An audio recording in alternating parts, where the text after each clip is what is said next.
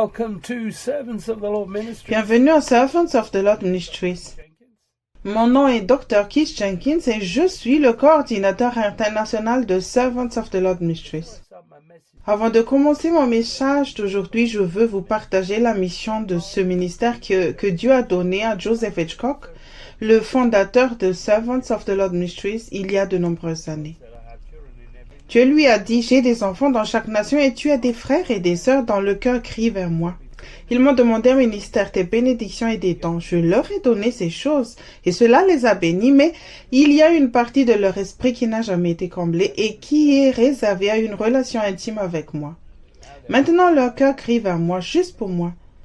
C'est à eux que je t'envoie car je ne veux pas qu'ils mettent les années qu'il t'a fallu pour arriver jusqu'à moi parce qu'il n'y avait personne pour te montrer comment faire à l'époque.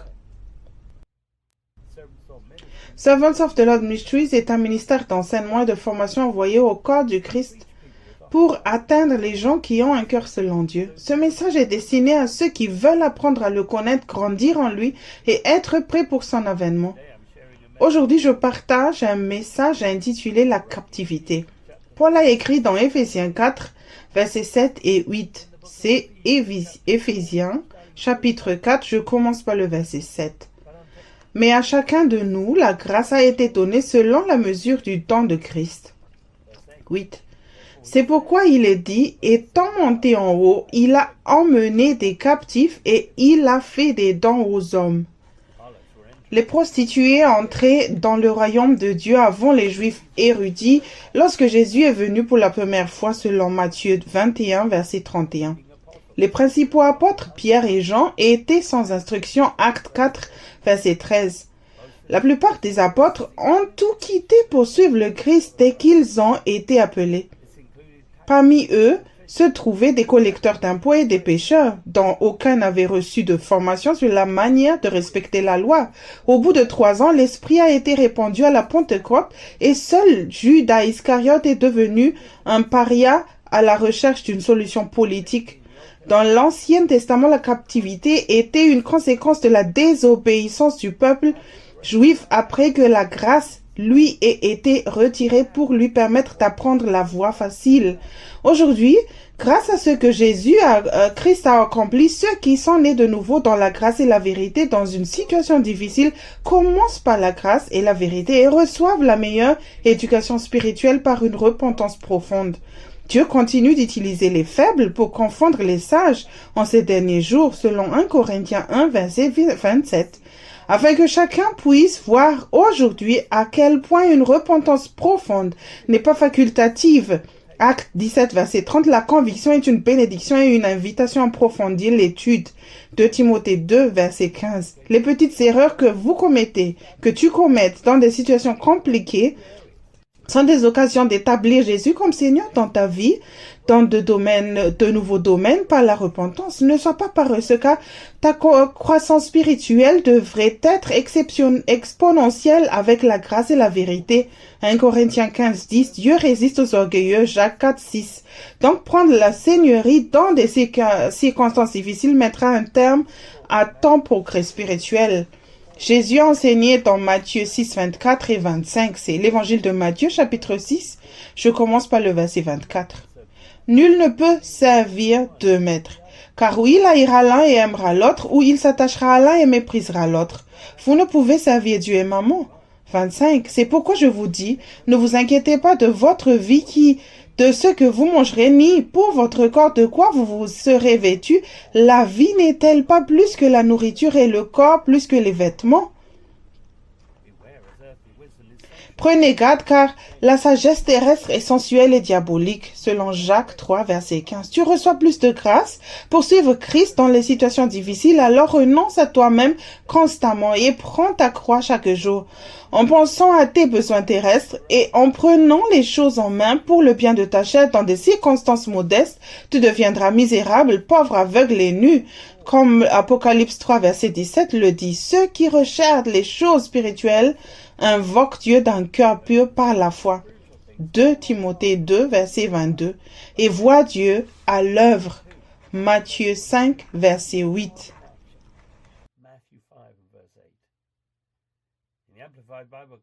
Dans la Bible amplifiée édition classique, on peut lire dans Éphésiens 4, versets 7 et 8. Pourtant, la grâce, la faveur non méritée de Dieu a été donnée à chacun d'entre nous, individuellement, pas sans distinction, mais de différentes manières en proportion de la mesure de dons, riche et généreux du Christ. C'est pourquoi il est dit, lorsqu'il est monté en haut, il a emmené des captifs, il a conduit un train d'ennemis vaincus et il a fait des dons aux hommes. Le plan de Dieu est que tu sois une bénédiction. Avec la piété et le contentement, 1 Timothée 6, verset 6, tu seras capable de pardonner, de ne pas juger et de ne pas t'apitoyer sur ton sort. Ceux qui sont nés dans des conditions modestes et ont reçu une éducation spirituelle grâce à la repentance sont des dons de Dieu pour le reste du monde. La vie éternelle est un don que tu peux utiliser pour apprendre à connaître le Père et le Fils et communiquer avec eux dans des situations difficiles. Alors, ne sois pas paresseux. Jean 17, verset 3. Tout le monde peut désormais apprendre les uns des autres sans approche systématique. Grâce à la vie éternelle, Jésus apprend à te connaître en fonction de la manière dont tu réagis à la pression. Jean 10, versets 27 et 28. Et tu utilises ensuite en conséquence de Timothée 2, verset 21. Nous lisons dans Jean 1, verset 17. Car la loi a été donnée par Moïse, la grâce et la vérité sont venues par Jésus-Christ. La loi a été écrite pour éveiller les Juifs à la justice par la conviction, mais seuls ceux qui se sentent humiliés ont reçu plus de grâce et de vérité pour se repentir profondément et éliminer les mensonges. Le fils de Salomon se laissait distraire et prenait rapidement beaucoup de décisions. On lui a donc dit d'entourer son cou de la vérité et de la miséricorde et de les écrire sur la table de son cou. Proverbe 3, verset 3, les vrais disciples n'utilisent jamais leurs pensées pour parvenir à la vérité. Jean 16, verset 13. La grâce et la vérité sont très rares aujourd'hui parce que son peuple n'est pas disposé à payer le prix pour entendre, faire confiance et obéir constamment sous la pression. Père écrit dans 1 Pierre 1, verset 6 au verset 9. Nous commençons par le verset 6. C'est là ce qui fait votre joie. Quoique maintenant, puisqu'il le faut, vous soyez attristés pour un peu de temps par diverses épreuves. Verset 7. Afin que l'épreuve de votre foi, plus précieuse que l'or périssable, qui cependant est éprouvée par le feu, ait pour résultat la louange, la gloire et l'honneur lorsque Jésus-Christ apparaîtra.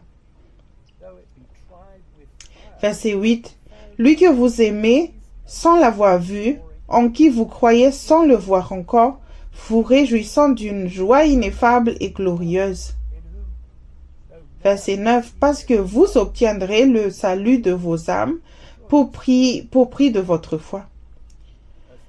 Les nouveaux convertis confrontés à la tentation ne devaient pas penser à leurs propres besoins. Pierre leur a dit de s'humilier sous la puissante main de Dieu et de se revêtir d'humilité. 1 Pierre 5, versets 5 à 6. Pour obtenir un fondement spirituel profond. C'est ce qui est dit aussi dans 1 Pierre 5, versets 9 à 10. Ils devaient utiliser la pression pour régler la question de la seigneurie. Si tu ne fais pas confiance à Dieu de tout ton cœur, la pression sur le chemin étroit t'aidera à t'examiner correctement afin que tu puisses te repentir profondément dans les bons domaines. 2 Corinthiens 13, verset 5. Ceux qui ne parviennent pas à garder la parole de la patience dans l'épreuve passeront par la grande tribulation. Selon la Living Bible, Apocalypse 3, verset 10. Paul a écrit dans Hébreux 2, verset 3. Comment échapperons-nous en négligeant un si grand salut qui, annoncé d'abord par le Seigneur, nous a été confirmé par ceux qui l'ont entendu? Maintenant, ton âme peut aussi être sauvée par la purification de ta foi. Tu ne seras pas prêt pour son apparition si tu n'as pas la même foi que le Christ en Dieu. Philippiens 3, verset 9. Tu devras supporter les moqueries de ceux qui se trouvent sur le chemin spacieux alors que ta foi est purifiée par les épreuves et les difficultés.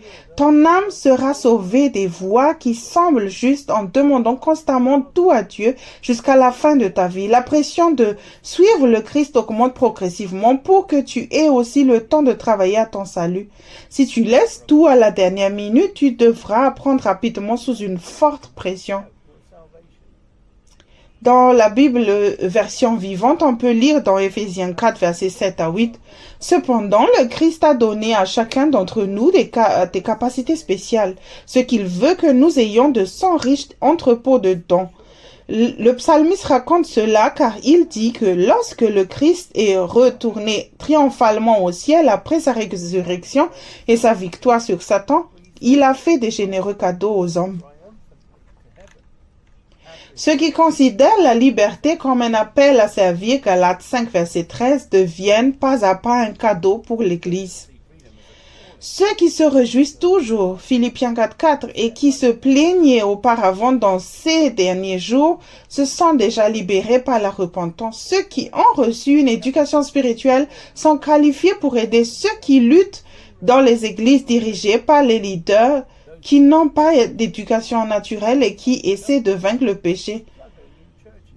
Qui n'ont qu'une éducation naturelle et qui essaient de vaincre le péché, Dans Jean, Apocalypse 1, verset 17 à 18, nous commençons par le verset 17, il est dit « Quand je le vis, je tombai à ses pieds comme mort. Il posa sur moi sa main droite en disant « Ne crains point, je suis le premier et le dernier. » 18 « Et le vivant. J'étais mort, et voici, je suis vivant. Au siècle des siècles, je tiens les clés de la mort et du séjour des morts. »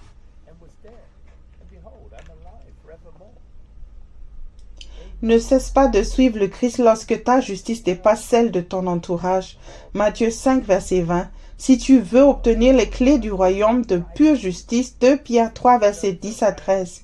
En obéissant à la vérité de façon continue, tu développeras les bonnes habitudes nécessaires à une vie de foi. Les disciples qui ont enduré 3 ans de conviction et de correction, Matthieu 16, verset 19, ont reçu les clés du royaume, mais ceux qui sont partis à cause des paroles du Christ n'ont rien obtenu. Jean 6, verset 60 à 66.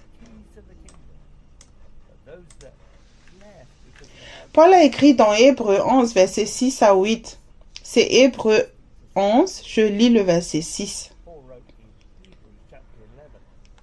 Or, sans la foi, il est impossible de lui être agréable, car il faut que celui qui s'approche de Dieu croie que Dieu existe et qu'il est le rémunérateur de ceux qui le recherchent.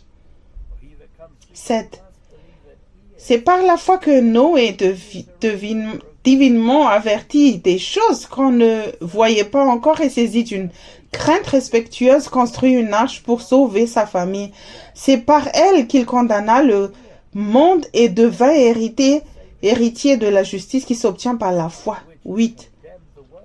C'est par la foi qu'Abraham, lors de sa vocation, obéit et partit pour un lieu qu'il devait recevoir en héritage et qu'il partit sans savoir où il allait.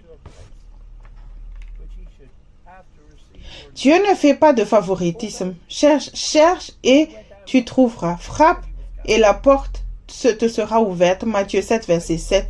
Tout comme les patriarches, tu seras récompensé si tu cherches Dieu pour savoir quoi faire dans les situations difficiles. Noé et Abraham étaient des hommes d'action qui agissaient en fonction de ce qu'ils avaient entendu. La foi sans les œuvres est morte. Jacques 2, verset 17. Paul écrit dans Hébreux 6, verset 1. C'est Hébreux, chapitre 6, je lis le verset 1. C'est pourquoi, laissant les éléments de la parole de Christ, tendant à ce qui est parfait, sans poser de nouveau le fondement du renoncement aux œuvres mortes.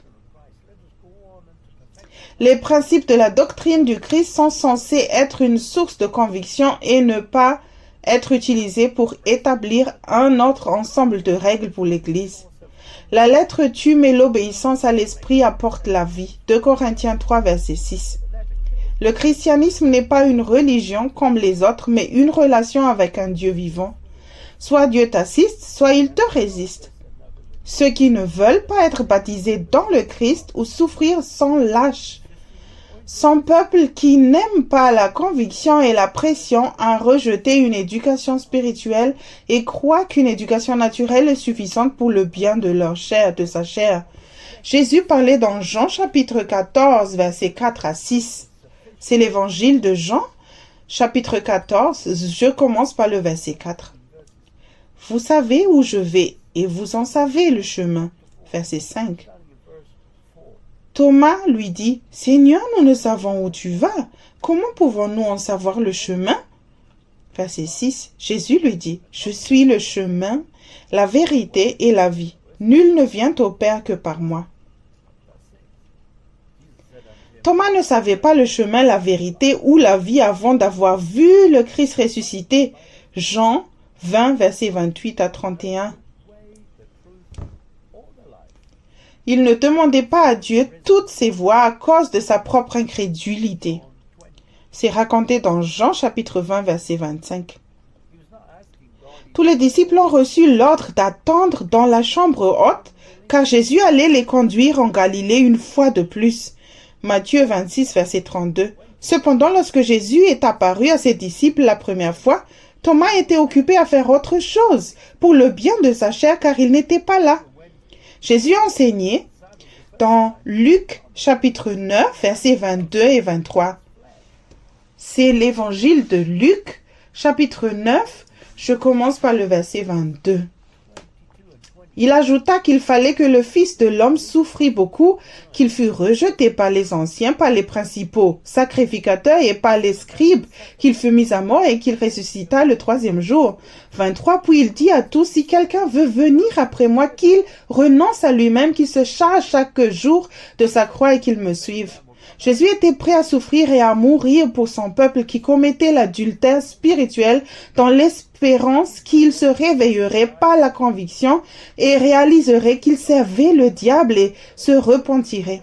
Lorsque ses disciples ont entendu ce plan, ils ne l'ont pas apprécié. Ils n'ont pas cru qu'il était vraiment nécessaire que Jésus meure d'une mort aussi horrible. Matthieu 16, versets 21 à 22. Si tu ne crois pas que les voies de Dieu sont les meilleures, tu as aussi une confiance en la chair. Nous lisons dans Michée, versets 6 à 8. C'est Michée, le livre de Michée, chapitre 6, je lis le verset 8. On t'a fait connaître, ô homme, ce qui est bien, et ce que l'Éternel demande de toi. C'est que tu pratiques la justice, que tu aimes la miséricorde et que tu marches humblement avec ton Dieu. Dieu accorde une sagesse supérieure à ceux qui suivent le Christ sans blâmer personne lorsqu'ils se trouvent dans des situations difficiles. Jacques 1, verset 5. Leur permettant ainsi de cesser de mentir, d'être méchants ou paresseux et de vaincre sans trouver d'excuses à leurs péchés. Si tu doutes des voies de Dieu, tu resteras dans l'ignorance. Le monde ne veut pas croire que les voies de Dieu sont supérieures ou excellentes. Le jugement vient sur la terre à cause de ceux qui appellent le mal bien et le bien mal. Ésaïe 5, verset 20. Tous ceux qui vivront dans le règne millénaire du Christ verront Jésus prendre toutes les bonnes décisions pendant 1000 ans. Cependant, ceux qui ont des fondations superficielles et qui écoutent le diable à la fin seront consumés par le feu, selon l'Apocalypse chapitre 20, verset 9. Paul a supplié l'Église de Rome de devenir un sacrifice vivant dans une longue lettre, Romains 12, verset 1. Si tu penses qu'il n'est pas nécessaire d'être une offrande vivante pour faire partie du royaume du Christ, tu te trompes, car le roi des rois s'est sacrifié pour nos péchés selon la volonté de Dieu. Découvre dès maintenant s'il t'aide en devenant une offrande vivante et renouvelle ton intelligence selon Romains 12, verset 2.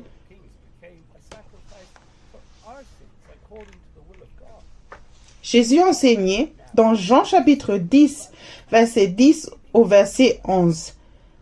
C'est l'évangile de Jean, chapitre 10, je commence par le verset 10. Le voleur ne vient que pour dérober, égorger et détruire. Moi, je suis venu afin que les brebis aient la vie et qu'elles soient dans l'abondance. Verset 11. Je suis le bon berger. Le bon berger donne sa vie pour ses brebis. Jésus-Christ est prêt à prendre toutes les bonnes décisions, grandes ou petites, par l'Esprit pour ta vie. La chair est incapable de faire les bons choix. Le voleur vient dérober la vérité que tu ignores ou tu évites plutôt que tu veux. Parce que tu veux quelque chose pour le bien de ta chair. Grâce à son peuple qui fait ce qu'il veut quand il veut, la vérité a été remplacée par la connaissance du bien et du mal. Tu es responsable de la vérité remplacée par la connaissance du bien et du mal dans les domaines de ta propre vie. Les églises confortables croient que l'homme est fondamentalement bon pour prendre ses propres décisions et que suivre le Christ en écoutant sa voix est complètement inutile et démodé. Jésus a reçu de son Père tout ce dont il avait besoin pour être l'agneau de Dieu, étape par étape. Le Père a fait tout ce qu'il voulait à travers le Christ, sans que Jésus n'utilise jamais son pouvoir divin. Il révèle également le plan pour ta vie sur la base du besoin de savoir. Paul a écrit dans 1 Corinthiens 15, verset 34. C'est 1 Corinthiens, chapitre 15, je lis le verset 34. Revenez à vous-même comme il est convenable et ne péchez point car quelques-uns ne connaissent pas Dieu. Je le dis à votre honte. Dans le livre Réveillez-vous, le temps touche à sa fin, volume 2, Grandir spirituellement au chapitre 1. Qui êtes-vous? Dans page 15 et 16, Joseph Hitchcock écrit. Lorsque vous êtes sages et obéissez à ce que Dieu dit, les fruits divins commencent à se manifester. Les changements s'opèrent d'abord dans votre attitude envers le Seigneur. Votre façon de penser change.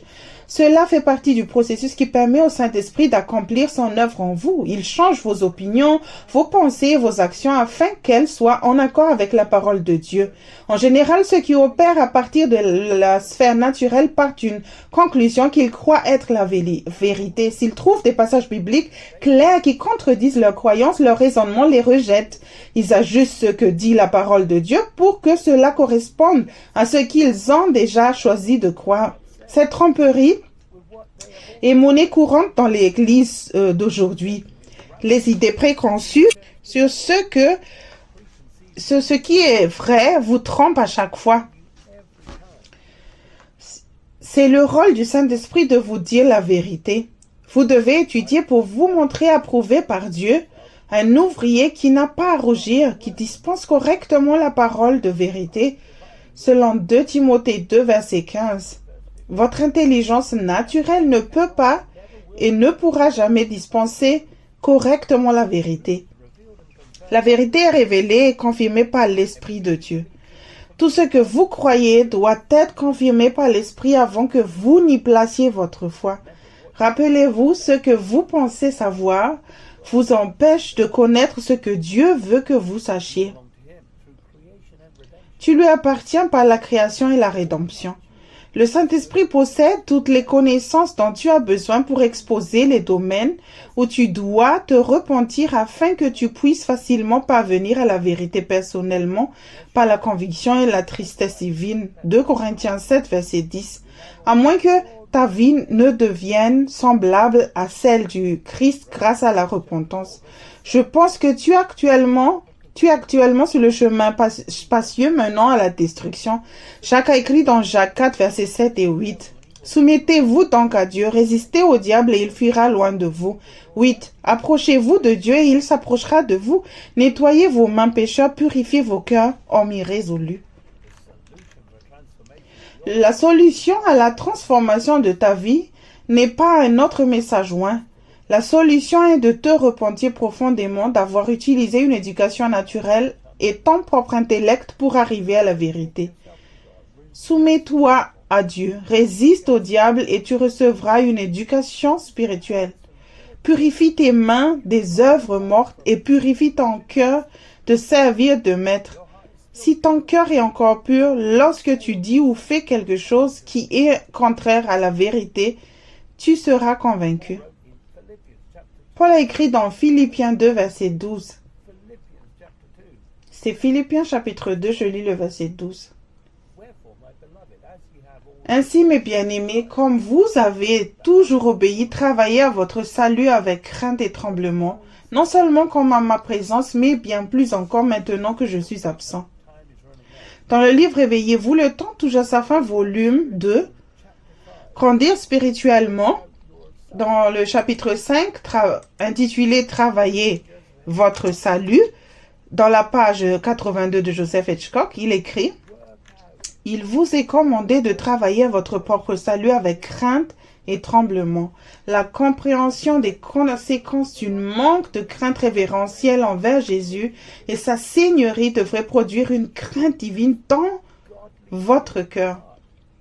La connaissance et la sagesse commencent par la crainte du Seigneur. Le point de départ pour mûrir dans votre salut est une crainte divine du Seigneur.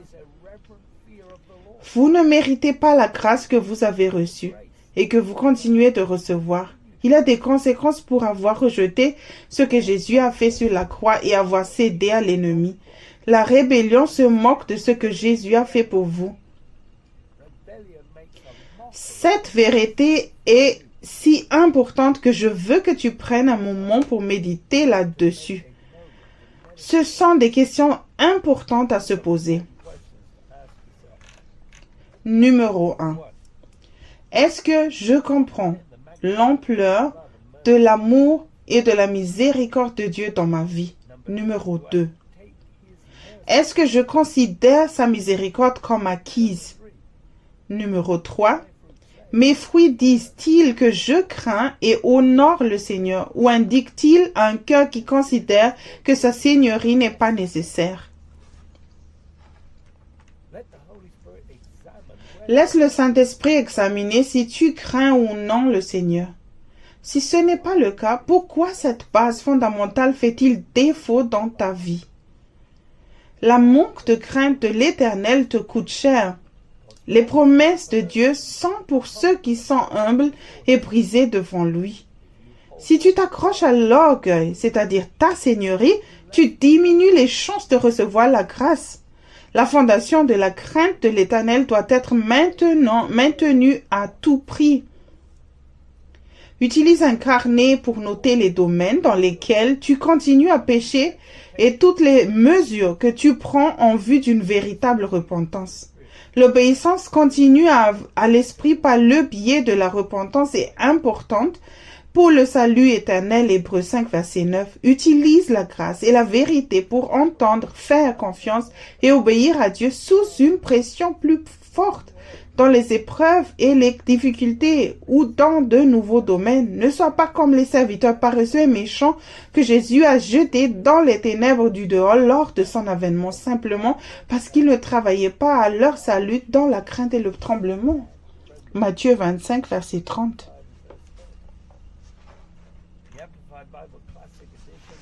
Dans la Bible amplifiée édition classique, 1 Corinthiens 15, verset 34 dit « Réveillez-vous de votre état d'ébriété, revenez à la raison et à votre bon sens et ne péchez plus, car certains d'entre vous n'ont pas la connaissance de Dieu. Vous êtes totalement, volontairement et honteusement ignorants et vous continuez à l'être, manquant du sens de la présence de Dieu et de toute véritable connaissance de Dieu. Je le dis à votre honte. »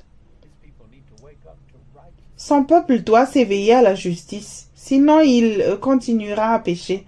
Ceux qui croient qu'ils peuvent parvenir à la vérité en utilisant leurs pensées doivent ressentir la honte d'être un disciple du diable avant qu'il ne soit trop tard, afin qu'ils puissent se repentir profondément. En prenant vous-même des décisions basées sur la connaissance du bien et du mal, vous vous êtes éloigné de la foi.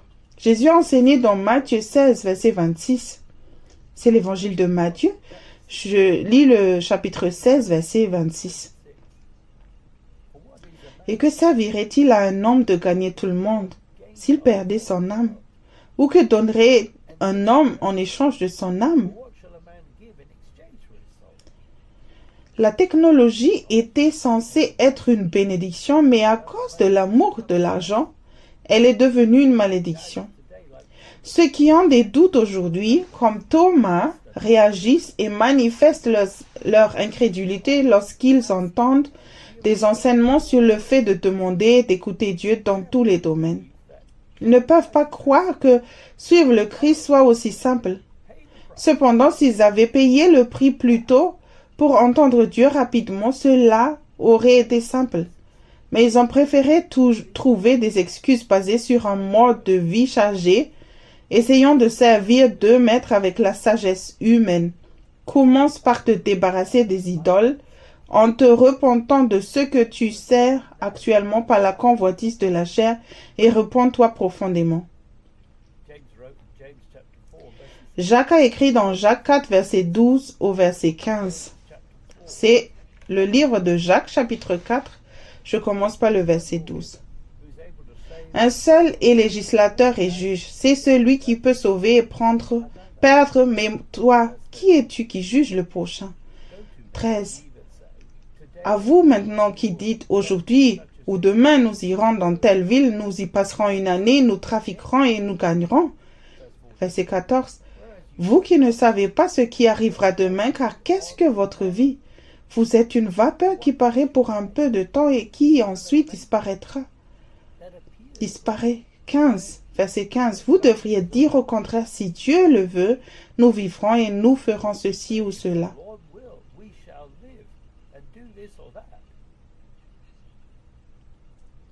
Ceux qui se réfugient dans le savoir et la technologie humaine sont en captivité. Les orgueilleux qui utilisent la connaissance du bien et du mal pour prendre des décisions en toute connaissance de cause et sans aucun scrupule se dirigent vers l'enfer. Les humbles n'ont pas le temps de regarder ce que les autres font ou ne font pas. Ils essaient de se sauver eux-mêmes car les normes de Dieu sont très élevées. Entendre Dieu dans quelques domaines seulement ne suffit pas. Les humbles savent qu'ils doivent entendre Dieu lorsqu'ils sont rejetés, traités injustement ou que quelqu'un raconte des mensonges à leur sujet. Tu cesseras de grandir spirituellement si tu blâmes quelqu'un d'autre pour ta désobéissance à Dieu sous la pression. Nous lisons dans Apocalypse 17, verset 14, c'est Apocalypse chapitre 17, je lis le verset 14. Ils combattront contre l'agneau et l'agneau les vaincra, parce qu'il est le Seigneur des seigneurs et le roi des rois. Et les appelés, les élus et les fidèles qui sont avec lui les vaincront aussi. Tu as été envoyé ici par Dieu pour être son porte-parole, mais tu ne peux le représenter sur terre que si tu t'es repenti des œuvres mortes par conviction. Tu dois être choisi par Dieu pour faire ce qui est juste dans des situations difficiles et être fidèle à la vérité sous la pression. Tout ce qui est dit ou fait dans le but ou l'intention d'amener quelqu'un à une conclusion autre que la vérité toute nue est un mensonge. Les hommes politiques nient avoir dit des mensonges ou disent d'autres avec des gestes persuasifs. Ceux qui racontent des mensonges à la fin de leur vie finiront dans la seconde mort. Apocalypse 21, verset 8. Si tu as des intentions cachées, tu finiras par dire des mensonges toi aussi. Jésus a enseigné dans Matthieu 11, verset 28 au verset 30. C'est l'évangile de Matthieu, chapitre 11, je lis le verset 28.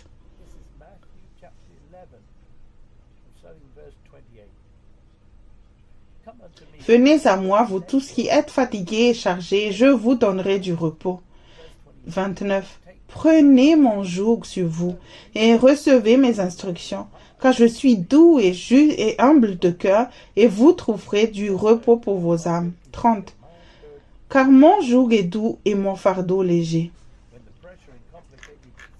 Lorsque la pression augmente dans les situations difficiles, demeure en Christ et Dieu fera le reste. Lorsque tu prends des décisions, tu deviens l'autorité et tu te représentes toi-même.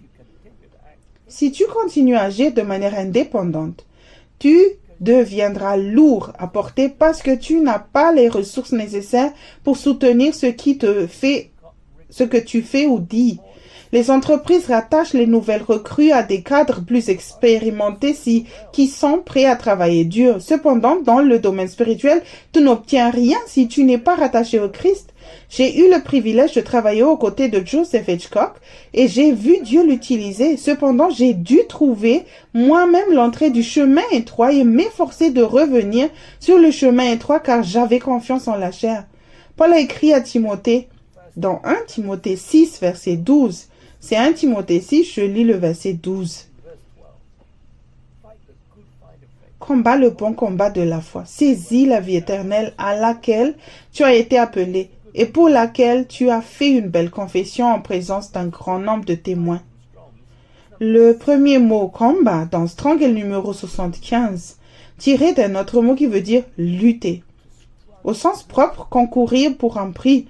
Au sens figuré, contester avec un adversaire ou en général s'efforcer d'accomplir quelque chose. Lutter, travailler avec ferveur, s'efforcer. Si tu écoutes toujours une voix erronée, tu devras te battre ou t'efforcer d'emprunter le chemin étroit. Repens-toi fidèlement de tout ce que la pression expose dans ton cœur et repens-toi profondément. Tu peux partager tes expériences avec Dieu grâce au don de la vie éternelle. Comment reviendras-tu avec Jésus en tant qu'époux si tu ne sais pas comment vaincre ton véritable ennemi qui est ta chair? Grâce au don de la vie éternelle. Si tu fais encore ce que tu veux, quand tu veux aujourd'hui, tu as perdu le combat pour ton âme. Paul a écrit dans Éphésiens 4, versets 11 et 12. C'est Éphésiens chapitre 4, je lis le verset 11.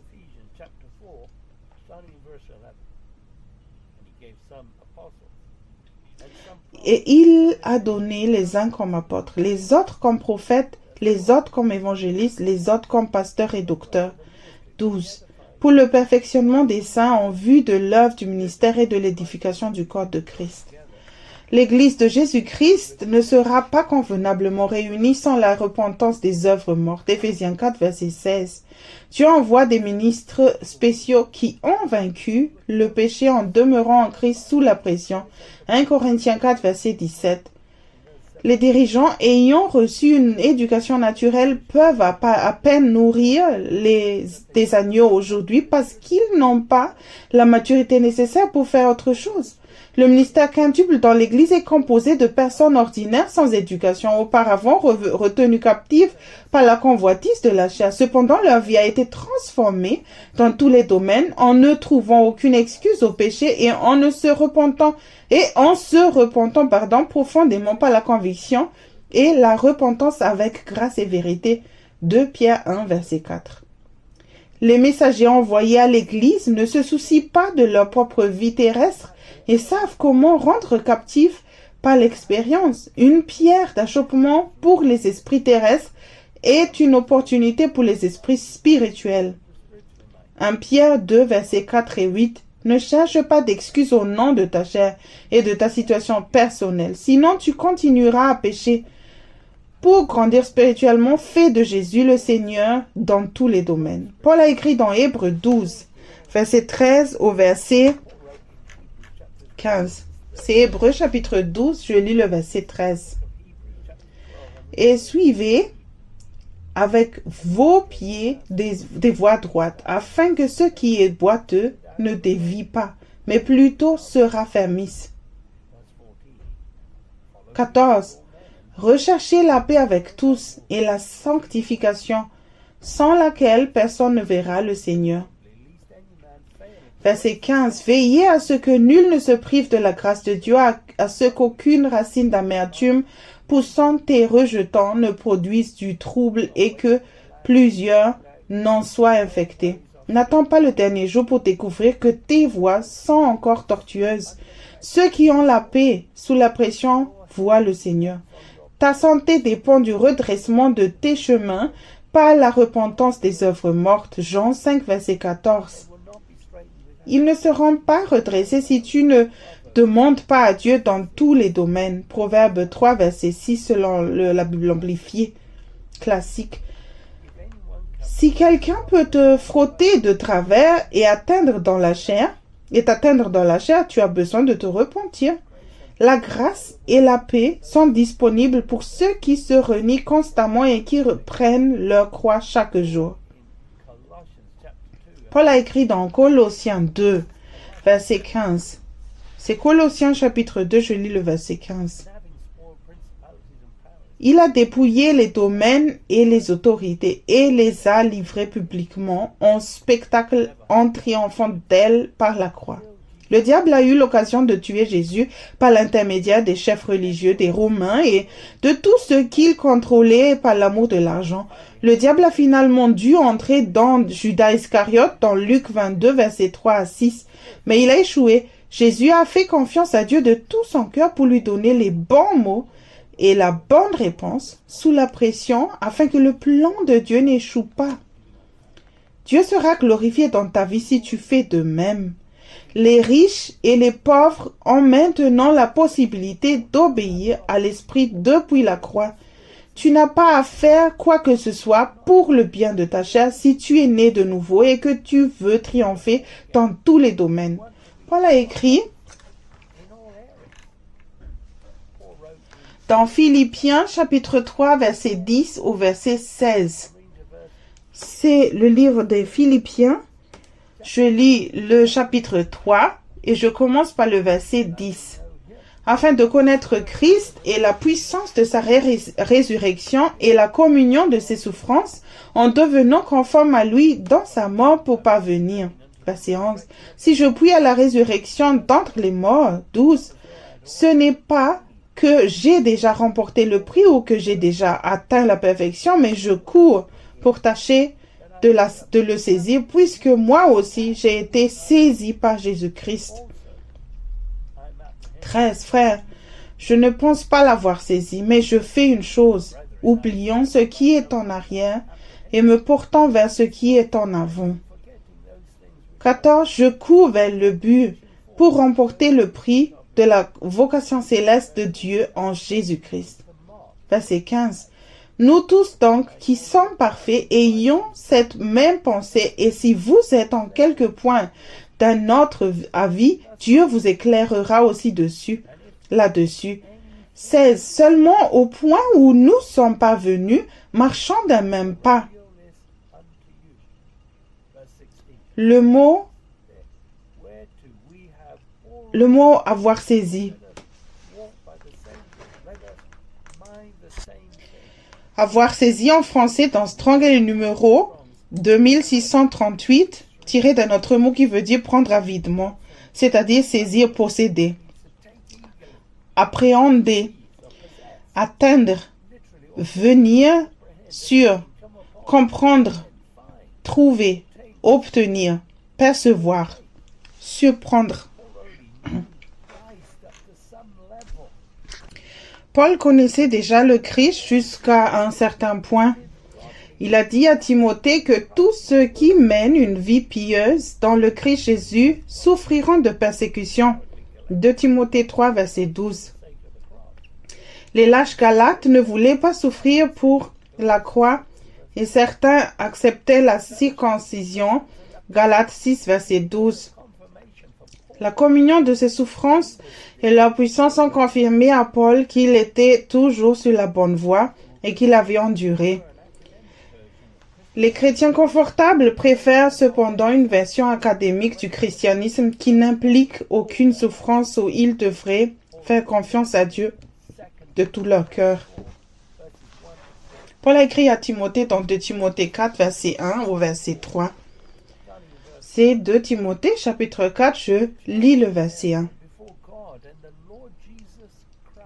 Je t'en conjure devant Dieu et devant Jésus-Christ qui doit juger les vivants et les morts, et au nom de son apparition et de son royaume. Verset 2. Prêche la parole, insiste en toute occasion favorable ou non, reprend, censure et exhorte avec toute douceur et en instruisant. Verset 3. Car il viendra un temps où les hommes ne supporteront pas la saine doctrine, mais ayant la démangeaison d'entendre des choses agréables, ils se donneront une foule de docteurs selon leurs propres désirs. Jésus a prévenu ses disciples de ce qui allait arriver afin qu'ils puissent se préparer. Matthieu 24, versets 9 à 10. Les temps périlleux sont de grandes opportunités pour poursuivre la justice, la piété, la foi, l'amour, la patience, la douceur. si vous croyez, si tu crois, 1 Timothée 6:11. Les circonstances des derniers jours sont ce dont son Église a besoin pour grandir rapidement et devenir l'épouse du Christ. Si tu n'as pas de raison de te plaindre ou de t'énerver, tu en auras bientôt une. Les dirigeants qui ont confiance en la chair ne renieront pas la puissance de Dieu à la fin, mais la puissance de la piété. 2 Timothée 3, verset 5. Seuls les Juifs, à la fin, avec la piété dans les épreuves et les difficultés, seront prêts pour son apparition. Paul a dit à Timothée de servir fidèlement et de prêcher la vérité avec consistance. Tu ne peux pas faire cela avec un simple doctorat de théologie. Tu dois d'abord faire l'expérience de la vérité en changeant ta propre vie. Jésus parlait à Paul et Ananias. Acte 9, 15 à 16. C'est Actes chapitre 9, je lis le verset 15. Mais le Seigneur lui dit, « Va, car cet homme est un instrument que j'ai choisi pour porter mon nom devant les nations, devant les rois et devant les fils d'Israël. » 16. Et je lui montrerai tout ce qu'il doit souffrir pour mon nom. Le Christ a saisi Paul sur le chemin de Damas, lui qui se décrivait comme le chef des pécheurs parce qu'il persécutait les saints. 1 Timothée 1, verset 15. Paul, qui s'appelait à l'origine Saul, a dû entendre le moyen d'échapper à de nombreuses tentatives juives et de le tuer. Les chefs religieux ont également essayé de piéger Jésus dans sa parole avant de le crucifier. Paul s'est éveillé à la justice en dehors de la loi et a réalisé qu'il avait un appel apostolique. Il était derrière et a utilisé la grâce et la vérité pour apprendre l'obéissance dans les difficultés et la souffrance. Jésus a enseigné dans Matthieu 7, verset 22 au verset 23. C'est l'évangile de Matthieu, chapitre 7, je lis le verset 22. Plusieurs me diront en ce jour-là, « Seigneur, Seigneur, n'avons-nous pas prophétisé par ton nom? N'avons-nous pas chassé des démons par ton nom? Et n'avons-nous pas fait beaucoup de miracles par ton nom ?» Verset 23, « Alors je leur dirai ouvertement, « Je ne vous ai jamais connu, retirez-vous de moi, vous qui commettez l'iniquité. » Ceux qui n'entendent Dieu que dans quelques domaines, comme le ministère, construit sur du sable. Matthieu 7, verset 24 à 27. Ces voix sont plus élevées que les nôtres, comme les cieux sont au-dessus de la terre dans tous les domaines. Ésaïe 55, verset 8 à 9. Il vit dans une lumière dont nul ne peut s'approcher. 1 Timothée 6, 16. Prendre des décisions basées sur la réflexion, c'est marcher dans les ténèbres pour connaître la vérité, la volonté de Dieu. Tu dois endurer la conviction et par la grâce étudier tout ce que Dieu te donne. Réponds-toi maintenant des œuvres religieuses mortes et vaines que tu fais au nom de Jésus avant qu'il ne soit trop tard ou que d'autres suivent ton mauvais exemple dont tu devras aussi rendre compte. Paul a écrit dans Philippiens 3, verset 17 au verset 21. C'est Philippiens chapitre 3, je lis le verset 17. Soyez tous mes imitateurs, frères, et portez les regards sur ceux qui marchent selon le modèle que vous avez en moi. Verset 18. Car il en est plusieurs qui marchent en ennemis de la croix de Christ. Je vous en ai souvent parlé, et j'en parle maintenant encore en pleurant. Verset 19. Leur fin sera la perdition. Ils ont pour Dieu leur ventre. Ils mettent leur gloire dans ce qui fait leur honte. Ils ne pensent qu'aux choses de la terre vain. Mais notre cité à nous est dans les cieux, d'où nous attendons aussi comme sauveur le Seigneur Jésus-Christ 21, qui transformera le corps de notre humiliation en le rendant semblable au corps de sa gloire par le pouvoir qu'il a de s'assujettir toutes choses.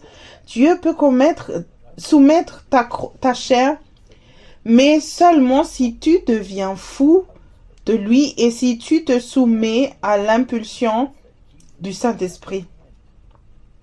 À la fin, tout le monde confessera que Jésus est Seigneur, mais il sera trop tard pour ressembler au Christ. Si Jésus peut soumettre le diable Pourquoi pas toi et ta langue? Il doit y avoir des raisons. Il est temps de découvrir pourquoi ta conversation est corrompue. Les paroles amères et douces ne proviennent pas de la même source. Jacques 3, verset 11 utilise les situations difficiles pour examiner que tu es connecté à la bonne source. Ne sois pas paresseux lorsqu'il s'agit de se repentir, car Jésus arrive bientôt.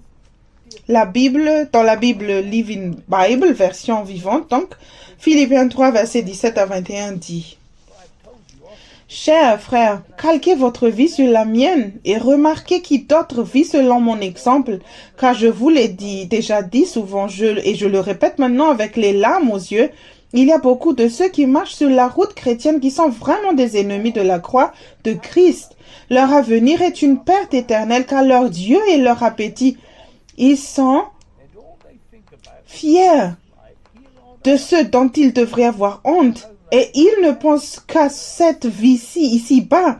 Mais notre patrie est au ciel, là où se trouve notre Sauveur, le Seigneur Jésus-Christ, et nous attendons avec impatience son retour de là-bas. Lorsqu'il reviendra, il prendra nos corps mourants et les transformera en corps glorieux comme le sien, en utilisant la même puissance qu'il utilisera pour conquérir tout le reste partout. Ceux qui ne peuvent pas se réjouir toujours, selon Philippiens 4, verset 4, avec une méthode académique d'apprentissage pour le bien de leur chair, sont des ennemis de la croix. Ils ne veulent pas souffrir et faire face à une quelconque injustice. Ceux qui aiment Dieu et savent qu'il a le contrôle total croient dans leur cœur que tout ce que Dieu permet à la suite du Christ fait partie de leur éducation spirituelle. Romains 8, verset 28. Dans la Bible version message, Philippiens 3, verset 17 à 19 dit: Restez avec moi, mes amis. Gardez la trace de ceux que vous voyez courir sur le même parcours, se diriger vers le même objectif. Il y en a beaucoup qui prennent d'autres chemins, qui choisissent d'autres objectifs et qui essaient de te faire suivre. Je t'ai déjà mis en garde contre eux à maintes reprises. Malheureusement, je dois le faire à nouveau. Tout ce qu'ils veulent, c'est la facilité. Ils détestent la croix du Christ. Mais le chemin facile est une voie sans issue. C'est ceux qui y vivent font de leur ventre leur Dieu. Les rots, sans leur louange, ils ne pensent qu'à leur appétit. Ceux qui servent deux maîtres dans le ministère transmettent à la génération suivante une option facile pour le bien de leur chair. Les dénominations qui se préoccupent des choses terrestres sont prisonnières par choix. Elles refusent de voir que perdre quelque chose pour suivre le Christ est une promotion. Jacques 1, verset 9. Ceux qui recherchent les gains terrestres sont malheureux lorsqu'ils traversent des épreuves et des difficultés. Les ministères chrétiens d'aujourd'hui est une opportunité de carrière pour divertir et protéger les agneaux plutôt que de nourrir les brebis comme Pierre a été chargé de le faire dans Jean chapitre 21 versets 16 à 17. Alors que la pression pour suivre le Christ augmente dans ces derniers jours, ceux qui se nourrissent de messages superficiels, auront encore plus de mal à vivre dans la foi de manière consistante. Dans la Bible vivante, version vivante, Philippiens 3, 12, verset 16 dit: Je ne veux pas dire que je suis parfait. Je n'ai pas encore appris tout ce que je devrais même, mais je continue à travailler en vue de ce jour où je serai enfin tout ce que le Christ m'a sauvé et veut que je sois. Non, cher frère, je ne suis pas encore tout ce que je devrais être, mais je mets toute mon énergie au service d'une seule chose, oubliant le passé et regardant vers l'avenir. Je m'efforce d'atteindre la fin de la course et de recevoir le prix pour lequel Dieu nous appelle au ciel à cause de ce que le Christ Jésus a fait pour nous. J'espère que tous ceux d'entre vous qui sont des chrétiens mûrs seront d'accord avec moi sur ces points. Et si vous n'êtes pas d'accord sur un point, je crois que Dieu vous le fera comprendre si vous obéissez pleinement à la vérité que vous détenez. Jésus a été traité comme un criminel mais n'a rien fait du mal. Paul avait l'air parfait avec ses qualifications universitaires en hébreu, mais meurtrier par choix. Étudie la parole de vérité que tu reçois personnellement et sauve-toi lorsque tu es convaincu. De Timothée 2, verset 15, en ne trouvant pas d'excuses au péché. Ceux qui ont une éducation spirituelle ne font pas deux fois la même erreur en obéissant à la vérité. Jésus parlait dans Jean 8, versets 31 et 32. C'est l'évangile de Jean, chapitre 8, je commence par le verset 31. Et il dit aux Juifs qui avaient cru en lui, « Si vous demeurez dans ma parole, vous êtes vraiment mes disciples. » 32. Vous connaîtrez la vérité, et la vérité vous affranchira. Seuls ceux qui vivent par la foi et non par la vue sont véritablement libres. 2 Corinthiens 5, verset 7. Le fait de naître de nouveau ne te rend pas libre. Tu dois devenir un disciple du Christ. Ceux qui veulent entendre Dieu dans quelques domaines seulement sont encore en train de construire leur propre royaume sur terre. Ceux qui cherchent une vie confortable en servant deux maîtres perdent l'héritage éternel qui vient d'une vie sur le chemin étroit. Si tu veux une copie de ces notes, écris et réponds aux questions suivantes et envoie-moi tes réponses. Numéro 1. As-tu trouvé la piété et le contentement dans de nouveaux domaines de ta vie? Si oui, donne 3 exemples récents de ces expériences. Numéro 2. Comment ton attitude face aux situations difficiles a-t-elle changé grâce à ce message? Si oui, comment? Donne un exemple d'étude de la parole de vérité par conviction et de la façon dont cela a changé ta vie.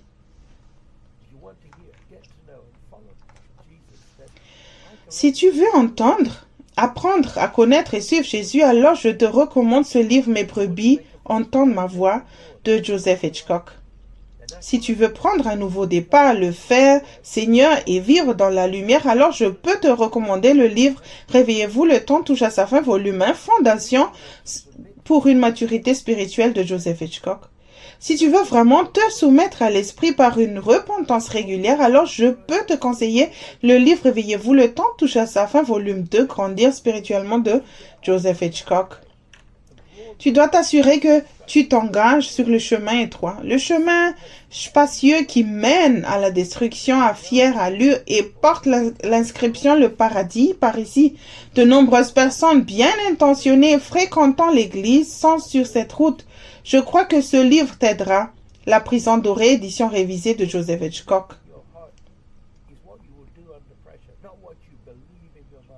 Ce que tu crois dans ton cœur est ce que tu feras sous la pression, pas ce que tu crois dans ta tête.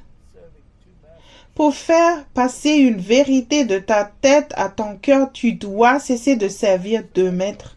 La conviction est donc une bénédiction. Si tu as des doutes sur Dieu, alors tu ne te réjouiras que de quelques victoires mineures, comme économiser un peu d'argent en entendant Dieu ou une nouvelle carrière. Mais ceux qui sont vraiment libres, vivent vraiment dans la liberté, se réjouissent entièrement dans le Christ, tout le temps. Surtout s'ils surmontent le péché qui les retenait captifs auparavant. Maintenant, ils sont libérés du péché. Tu peux parvenir à la maturité et ma prière est que tu acceptes la seigneurie fonctionnelle, opérationnelle de Jésus-Christ dans tous les domaines par la grâce au moyen de la foi. Ce message est pour toi. Laisse-moi prier maintenant pour toi. Père Céleste, je prie pour tous ces saints qui écoutent ce message. Tu leur as parlé des domaines de leur vie dans lesquels ils se séduisent eux-mêmes et tu les as défiés. Père, je te prie qu'ils aient des oreilles pour entendre ce que tu leur dis par l'esprit et qu'ils ne demeurent pas dans la captivité dans les domaines où ils étaient emprisonnés auparavant. Qu'ils reçoivent la clé de la vérité dont ils ont besoin pour vivre la vie que tu leur as destinée et finir leur course dans le nom de Jésus. Que Dieu te bénisse et tu trouveras un résumé des écritures utilisées dans le message d'aujourd'hui sous la vidéo, soit par écrit, soit via un lien vers le site web. Nos coordonnées suivront à la fin de ce message. Que Dieu te bénisse et merci d'avoir écouté.